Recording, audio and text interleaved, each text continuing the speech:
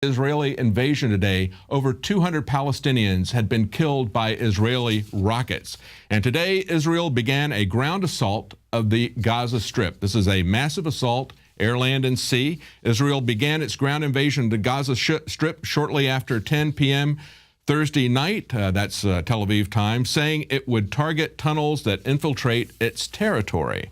Now, it was just yesterday that the BBC reported the death toll of over 209 days of shelling by the Israelis. And of course, that came in the wake of these 4 children who were killed on a Gaza beach.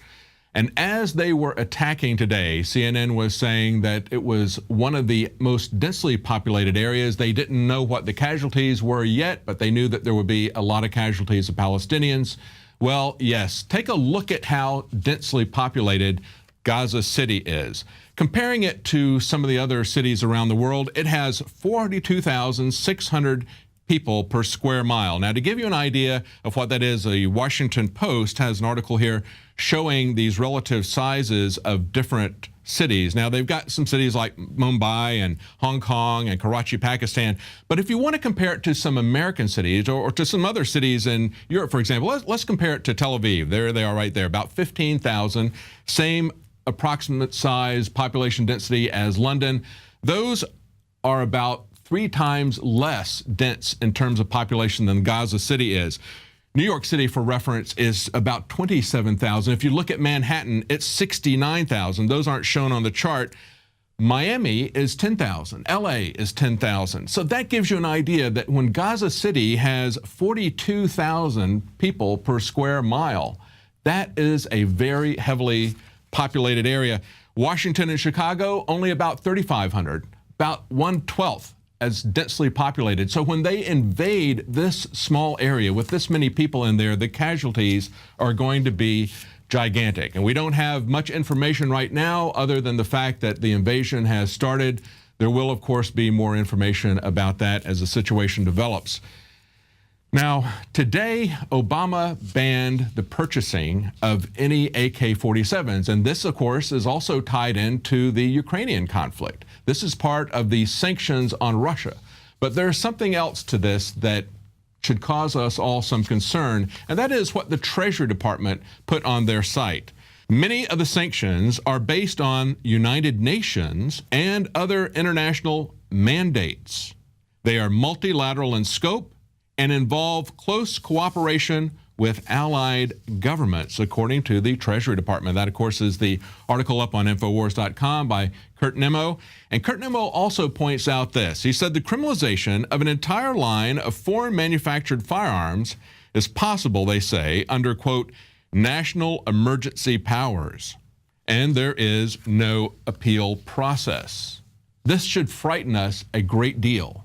The fact that he could maintain that what is going on in the Ukraine, even before this airliner was shot down, constituted a national emergency, and that he could prohibit the purchasing of AK-47s, which happen to be the most effective weapon for a civilian population to protect itself because they are so forgiving of maintenance. They're very easy to keep using them. They take all kinds of abuse and they keep clicking.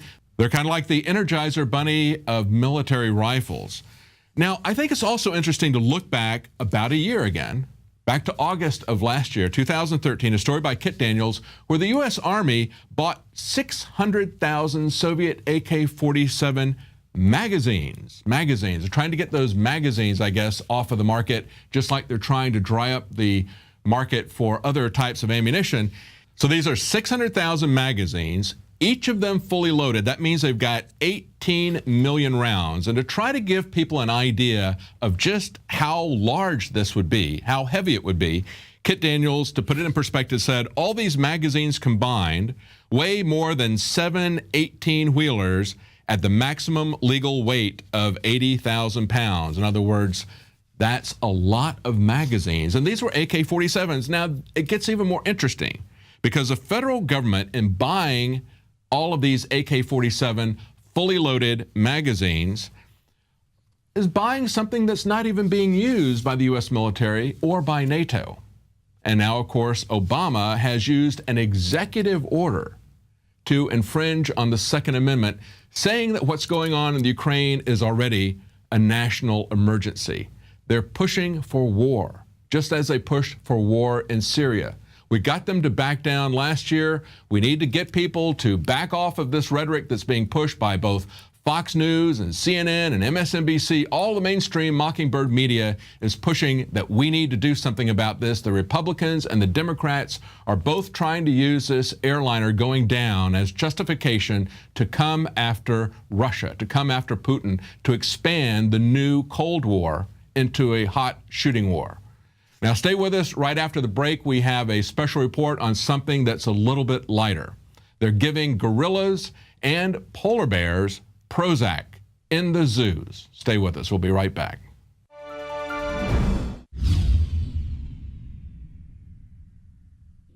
My friends, Alex Jones here to tell you about some of the most important information concerning you and your family's health. Radiation levels have more than doubled in the last 60 years in the Northern Hemisphere from all of the nuclear testing and radiological accidents. Radioactive contamination is now in most of the food supply. There's only two ways to avoid this. Move south of the equator or properly protect your thyroid with nascent iodine. Looking to protect my family, I've done deep research. Nascent iodine is the purest, cleanest, absolute best form of iodine to protect yourself and your family. It's made right here in the USA, completely non-GMO. I searched out the best quality and now have developed a double-strength form of nascent iodine, exclusively available at INFOWARSLife.com. Nascent iodine is on record as one of the only safe ways to detox from fluoride poisoning. Survival Shield Nascent Iodine. Secure your super high-quality nascent iodine today at INFOWARSLife.com. That's INFOWARSLife.com. From the water table to our soils to the atmosphere itself, our world is becoming more and more toxic each and every day. But it's not just the air outside that's toxic. Indoor air has been shown to have 2 to 5 times higher concentrations of pollutants than even outdoor air. And most Americans spend 90% of their time inside using toxic chemicals within their homes. There are more than 42 million smokers in the United States. Well over 1,000 types of mold and mildew linked to numerous conditions. And don't forget the fact that 6 million Americans live with pets they're allergic to as well. When I began to research these statistics, it was clear to me it was time to start cleansing my lungs in order to combat the toxic environment that we cannot escape, but that we can fight back against. Made with organic and wild cultivated herbs and manufactured in the USA, the new INFOWARS Life Lung Cleanse is here in a convenient spray bottle that can be brought with you throughout any toxic environment. Now available exclusively at INFOWARSLife.com or by calling toll-free 888-253-3139.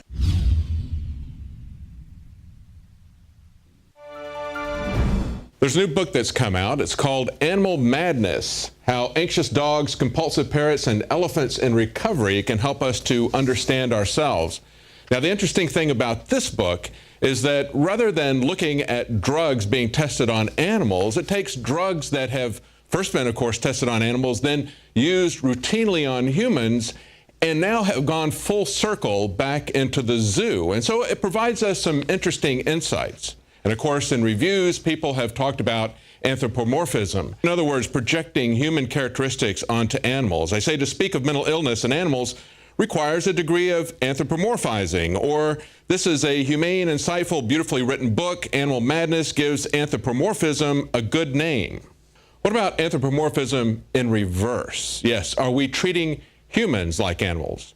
Let's take a look at a couple of the excerpts from the book, but before we do, there's also another school of thought in how we control animals, and of course is the B.F. Skinner Behavioral Modification School. We use positive operant conditioning to control the animals. Skinner's techniques are actually a humane way to communicate with and to control animals. The problem arises with the reverse anthropomorphism, when Skinner starts to treat humans as animals, devoid of freedom and dignity. Of course, much of our government's interaction with everyone from children in schools to airplane travelers with TSA is based on positive operant conditioning. In other words, let me touch you wherever I want and I'll reward you with allowing you to get on a plane. Now, of course, the other popular way to control people is with pharmaceuticals. If Mr. McMurphy doesn't want to take his medication orally, I'm sure we can arrange that he can have it some other way. Brightman's book gives us some perspectives on that. Now, Thorazine, of course, was first tested on rats, and what they found was that even though the rats could easily climb up a rope to get to some food, once they put them on Thorazine, they couldn't be bothered. Even when they knew a shock was coming on, they would just sit there. What happened when they gave Thorazine to a gorilla in the zoo? This is a gorilla that was going to have to be relocated to a very small cage for a period of 6 months while his usual habitat was repaired. So what they did to help him cope was what any good psychiatrist would do. They put some Thorazine in his Coke. What did that do for him? Well, the zookeeper said he shuffled back and forth across his cage with dulled eyes. It was a little like watching the men in One Flew Over the Cuckoo's Nest. Now, a review of her book that's on Wired.com today covers a couple of interesting anecdotes entitled, Even the Gorillas and Bears in Our Zoo Are Hooked on Prozac. They look at what happens when we take these drugs that we've now approved for massive use on humans and then turn around and use them on animals in the zoo. Gus, the famous polar bear from the Central Park Zoo, was put on Prozac because he was swimming for 12 hours a day. Now, as an aside, that's what polar bears do. They range over hundreds of miles, and of course, that's why you see all these pictures of polar bears sitting on ice floes looking like they're forlorn, like their habitat is melting. No, they range over several hundred miles a day. So this polar bear was swimming 12 hours a day, and they said that that is 0.00009% of his usual habitat.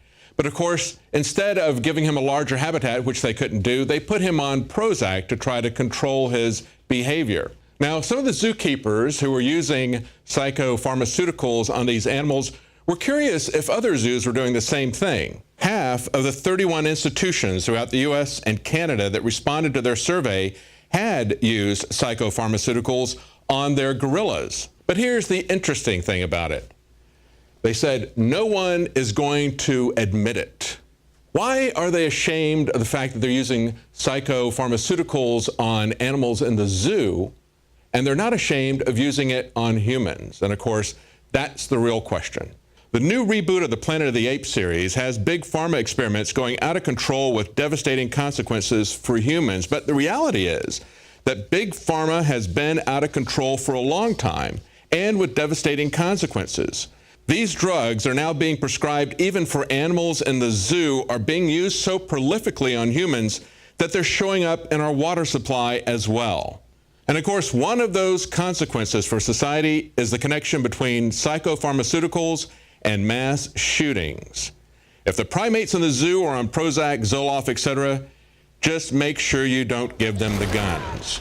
We know what those drugs motivate people to do.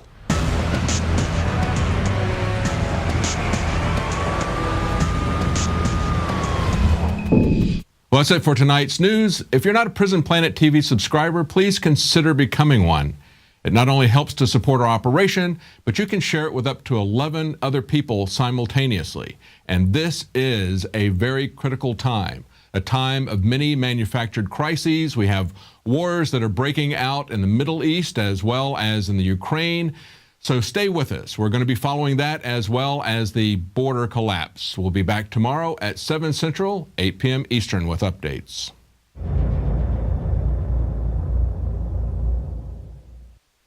Celebrate the spirit of freedom and liberty upon which our nation was founded at INFOWARSShop.com. Molon Lave is ancient Greek for come and take it. This popular design combines both classic Greek Spartan imagery with modern M16 assault rifles. Now available in women's tees and proudly made in the USA. And now you can protect yourself from corrupt cops with the INFOWARS dash cam. It's your car's black box that records all that the driver sees and hears. And introducing the Block It Pocket. It renders your phone undetectable while protecting your private data and your health. Or take back your privacy and protect your personal information by getting your very own Detractor cell phone pouch. So get incredibly high-quality, freedom-based products and help fund the revolution at INFOWARSShop.com.